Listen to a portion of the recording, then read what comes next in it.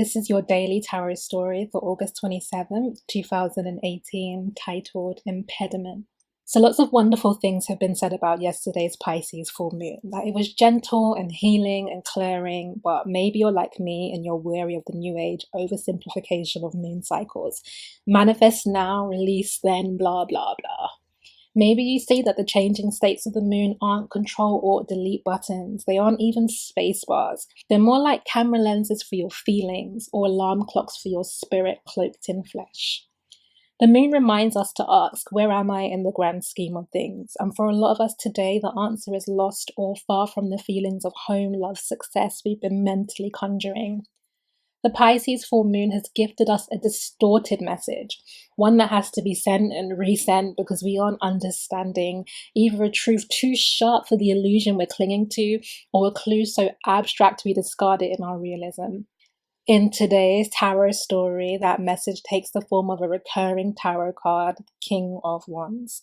This king is symbolic of our unyielding desire, the primal and passionate parts of ourselves that are moved on impulse by an internal intuitive spark. The king is the part of us that roars at the end of the day over our hearts that go to bed hungry. This is a thirst that cannot be quenched with platitudes and compromise. He is, you are, unrelenting in what you want to make out of your life. Underneath the Three of Swords, your pain that won't quit, the sorrow that stalks you. This is an ache that lives in the mind and fills rooms with so many memories that every other part of you feels homeless. No place to belong.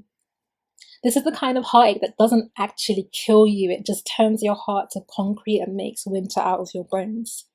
Ironic then, the next card is the Sun, because you can't participate in joy or faith or hopefulness. Not really.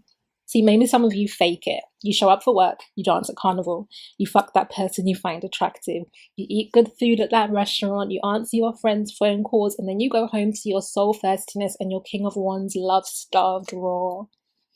The Sun says there's more, reason to believe, better in store. But you got a Three of Pentacles, work it out. And we all know toiling under the sun is back-breaking work. Maybe it killed your ancestors. Or maybe in freedom they saw that love and life happens in seasons. So this is your work. Plant seeds for tomorrow because spirit is ready to bless it, to gift you vitality and growth. But don't just plant anything. Don't plant flowers when you know you need to eat.